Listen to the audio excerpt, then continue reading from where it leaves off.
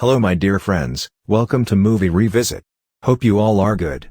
Today I am going to review a horror film named Ghost Mansion. A little boy is seen photographing a massive structure near the beginning of the video. In truth, he was on the lookout for a good narrative to write. As a result, he will receive a large sum of money, which he requires. He then enters the structure he had been photographing from the outside earlier. He is aware of the strange events that are believed to occur at this mansion. People used to claim that this was a haunted building, which is why the boy went inside. He's curious about what's on the inside of the structure. Jiko was his name, and he noticed a boy standing behind him. The boy vanishes as he turns. Jiko meets with the building's caretaker or management. He inquires about the building's paranormal activity. "I've heard strange things happen in this place," he says, turning on his tape recorder. The manager agrees and informs him that the structure he is viewing was previously an orphanage.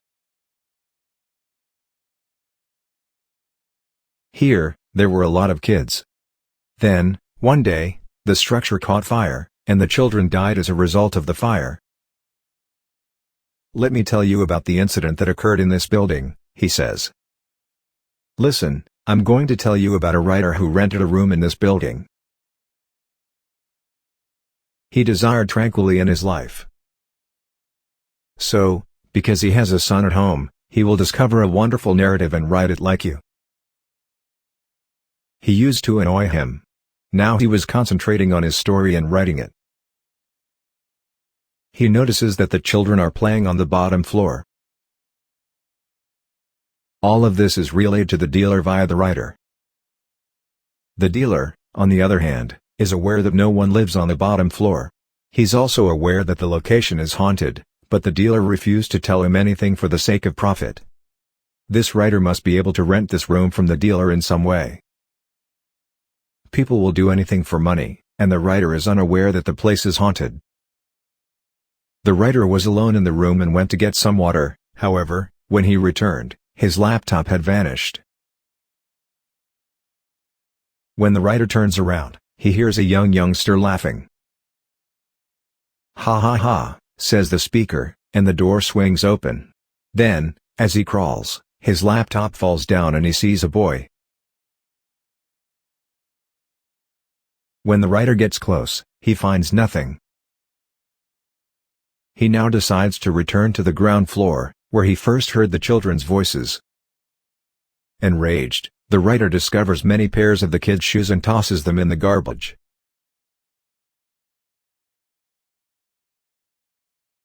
His doorbell rings that night, and when he opens it, he sees the pair of shoes. He threw his trash in the bin in front of his door. Then his doorbell rings again, and he sees the charred youngsters on the other side.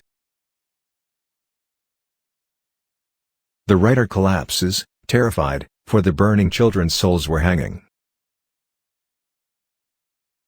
They put an end to the writer there.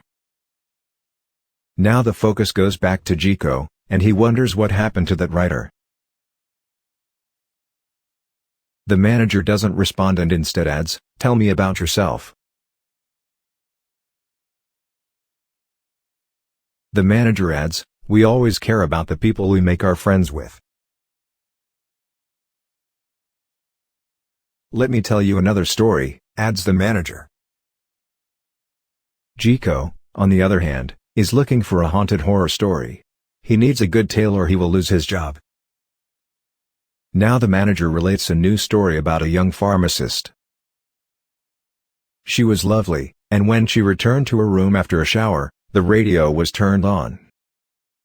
It was reported that a man had slain his wife and son, who was 9 years old. That man is being sought by the police.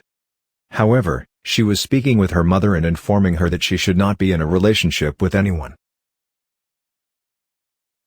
Her mother had been duped by her father, which is why she was giving her daughter advice.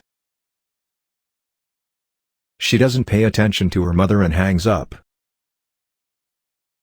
She is accompanied with a boy's photograph. We learn that the girl was already dating one of her friends.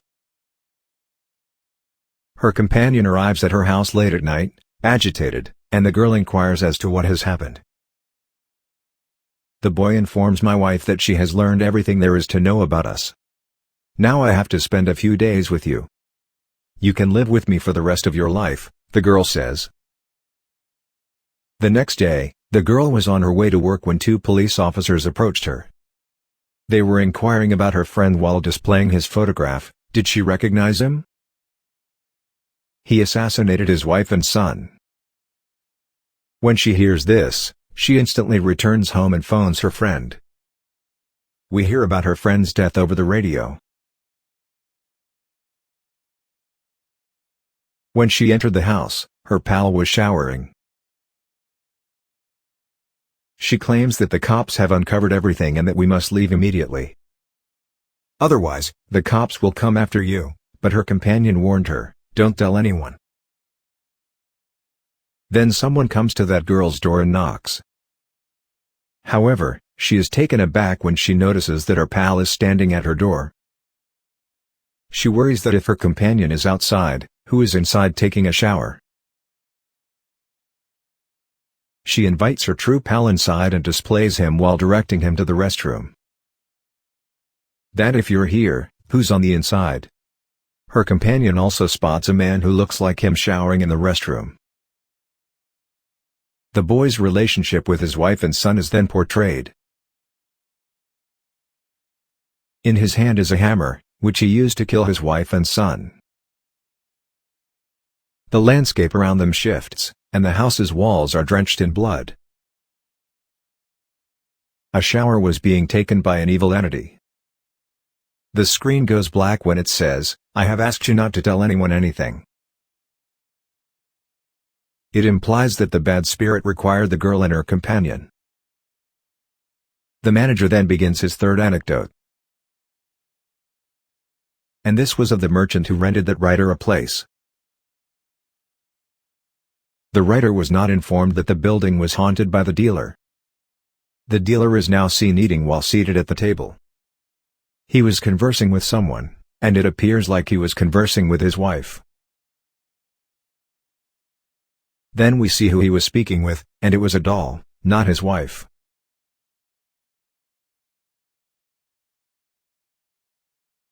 It was only a doll, yet he was treated as if she were his wife. The dealer was on the phone the next day, and then a wrapped dead body was revealed. It was his wife's body, which he had wrapped in a plastic sheet. He divorced his wife, either because he was mentally ill or because there was something wrong with him. He maintains a doll as his wife, and suddenly his sink starts to leak. When he turned around, it was unclean water, and his wife's dead body had vanished. When he looks inside the sink, the hand of the dead body appears. As a result, he shuts off the water supply. After seeing this, the dealer's condition deteriorates. The next scene shows the dealer eating with the doll the next day. Suddenly, he hears noises coming from the sink, and as he approaches the sink, his doll falls behind him. He looks at the doll and sees his dead wife in front of him. After witnessing all of this, the dealer became terrified and locked himself in a room. He hears sounds as though his wife's body is emerging from the plastic. He goes inside a cupboard to hide. Meanwhile, his doll approaches him from behind, and the scenario abruptly ends. The manager has now told the management 3 stories. He goes to the dealer who was still alive after hearing the dealer's account. He has, however, misplaced his hands. That dealer's hands had been sliced by something in this mansion. He hadn't been killed, but he had gone insane. The salesman makes an odd remark regarding cults and churches. Chico, on the other hand, doesn't understand what he's saying. Jiko now sends these 3 stories to his publisher. The publisher claims that the stories are brilliant and terrifying, but that they must be made massive. As a result, the audience's interest will grow, and you will earn money. Jiko is in need of money, so he returns to the building to visit the management and requests that the manager continue to tell him stories. "I'm in desperate need of stories." The manager chuckles and asks whether you still believe such stories are less interesting. As a result, you should leave this home because it contains just those tales. Jiko, angry, says, "Listen to me, you need to tell me more stories. And you must inform me of the events that occurred here. For this, I am willing to give anything." He takes out his tape recorder and listens to the manager's story. He smiles and says, "I think he was telling Jiko a different narrative now." Jiko was recording the 4th story in the same way he did the first 3. This was about a boy who came to reside in this building with his companion and then traveled abroad to study. He failed for some reason and had to return. He began living with his friend and was overjoyed to meet him. On his friend's face, the boy notices a lot of pimples. He also had a peculiar itch on his face. In his friend's house, the boy discovers the spoiled food. His companion, on the other hand, was devouring it as if it were new and delicious. When he sees his pal, he is taken aback. His friend goes to work the next day, and the youngster sees his house and opens the refrigerator. He cleaned his friend's house because there was bad food. He enters his friend's chamber, which has an odd odor due to the presence of fungus.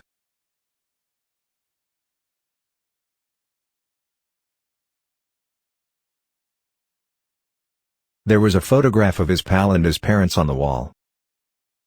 However, it was filthy and fungus-infested.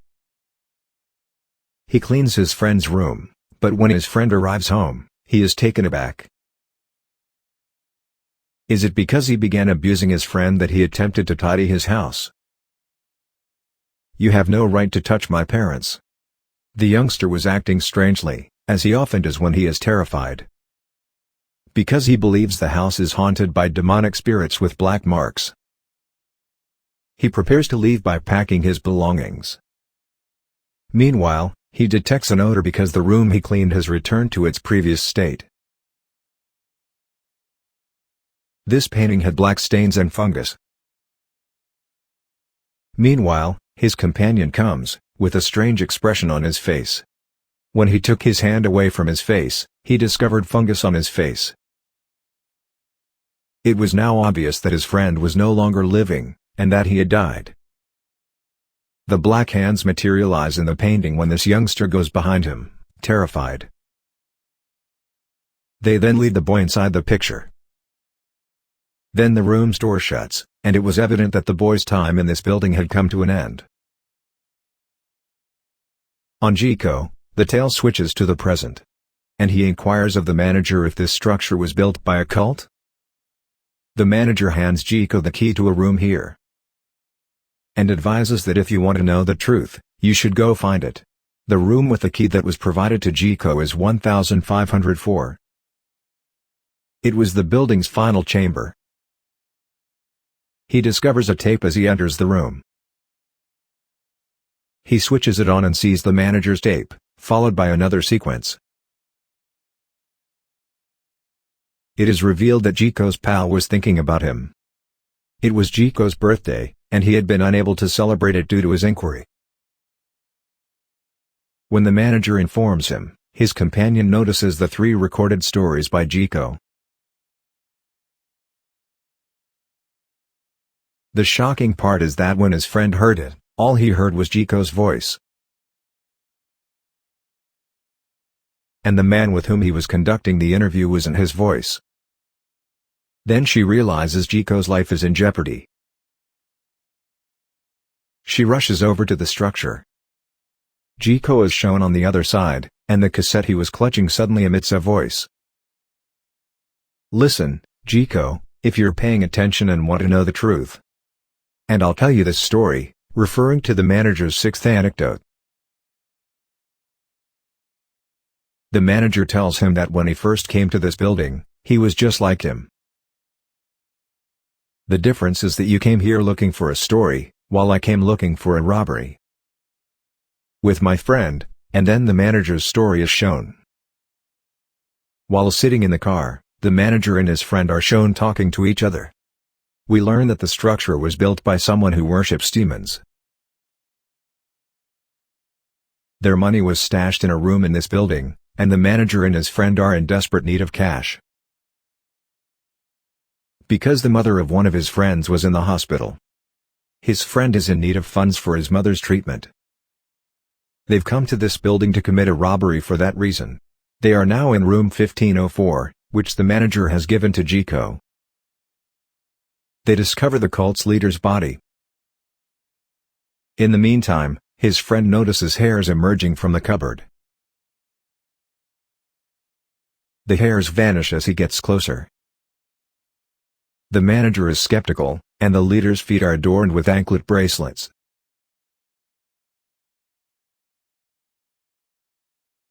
"Do you know this dead body can be revived?" the manager asked, holding up a cloth. "That's why this corpse is tethered." "Listen to me, I don't think this place is safe, and we should leave soon," his friend was saying. The manager then discovers a key in the cupboard that came from the mouth of that dead body. His friend noticed hair near it, so the manager opened it. The manager discovers a large sum of money and exclaims, "Look, we've become wealthy." Then, from behind him, his friend hears the anklet's voice. He turns around to see if there is anyone there, but there isn't, so he turns around again and sees the dead body near his face. They brought the dead body back to life, and the manager's friend came outside after seeing the body. He was about to start his car when he noticed that the manager was also in the vehicle. His friend then asks, "Where were you?" and adds, "Look, I brought money. Do you want to see what you left?" says the manager. Meanwhile, a friend of the manager notices his foot. The anklet bracelets on the dead body's feet indicated that they belonged to him. It wasn't the manager, but that dead body, as he sees it on the bright side. It appeared in his friend's manager's garb and then ended his friend's life. The scene then shifts to Jiko, who sees the dead body once more. He hides once more in the cupboard where the manager has taken the money. Meanwhile, the manager arrives and says, "I enjoyed my time with you." "And I'll miss you," he says, donning Jiko's outfit. Jiko is taken aback when she sees this. And it is here that we learn that the people in the neighborhood have discovered that the church is used for devil worship. Later, the cult leader's body was locked in this room. He was bound by anklet bracelets and held captive by a power. Because of it, the manager has ruined everything for the sake of profit, and the dead body has been revived. And the manager has kicked out everyone who has moved in. The dead body takes on the appearance of the person it prefers. Jiko was now permanently imprisoned in the cupboard. Jiko's friend, on the other hand, arrives and is surprised to see Jiko there. His eyes suddenly turned black, and he smiled strangely. That he was the cult leader, an evil spirit, is what it means. Jiko's friend has realized he isn't the real Jiko.